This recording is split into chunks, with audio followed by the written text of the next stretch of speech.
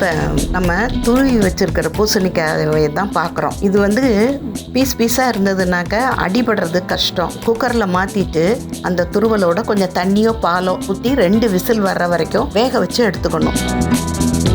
ஆறட்டும். இப்போ ஆறுனதுக்கப்புறம் அதை மிக்சியில் போட்டு கொஞ்சமாக பால் ஊற்றி நல்லா பேஸ்ட்டாக அரைச்சி வச்சுக்கணும். 1/2 லிட்டர் பசும்பால், இல்லைனாக்கா நல்லா ஃபேட்டாக இருக்கும்ல, ஹை ஃபேட் இருக்கும்ல, அந்த மாதிரி பால் எடுத்துக்கிட்டோம். அடுப்பில் ஒரு பேனில் வச்சு கொதிக்க வைக்கிறோம். அதில் 2 துண்டு பட்டை போட்டிருக்கோம். நல்லா 2-3 தடவை நல்லா பொங்கி கொஞ்சம் குறுகி வரட்டும். ஒரு 600 ml வரைக்கும் வரலாம். அந்த அளவுக்கு வந்த உடனே பட்டையை தூக்கி வெளியே போட்டுட்டு நமக்கு சுவைக்கு தகுந்த அளவுக்கு சர்க்கரை சேர்த்துக்கிறோம். சர்க்கரை சேர்த்துட்டு கொஞ்சம் நல்லா கிண்டி விட்டுக்கிறோம். நம்ம மிக்சியில் வந்து வேக வச்சு அரைச்சி வச்சுருக்கோம்ல மஞ்சள் பூசணி, அந்த பேஸ்ட்டு அதை இதில் சேர்க்கணும். இதில் மிக்சியில் சேர்த்து அரைச்சி வச்சதை பேனில் ஊற்றி நல்லா கிண்டிட்டோம்.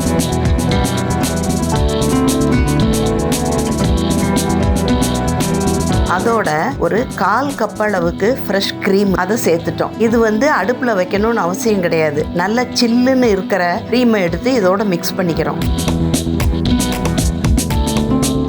மிக்ஸ் பண்ணிவிட்டு ஒரு ட்ரேலையோ பிளாஸ்டிக் கண்டெய்னர்லையோ போட்டு 8 hours செட் பண்ணோன்னா சுவையான இந்த சம்மருக்கு ஏற்ற பூசணிக்காய் ஐஸ்கிரீம் ரெடி. பூசணிக்காய் ஐஸ்கிரீம் செய்வதற்கு இந்த வீடியோவில் எவ்வளவு பால் எடுத்திருக்கேன், எவ்வளவு ஃப்ரெஷ் க்ரீம் எடுத்திருக்கேன்.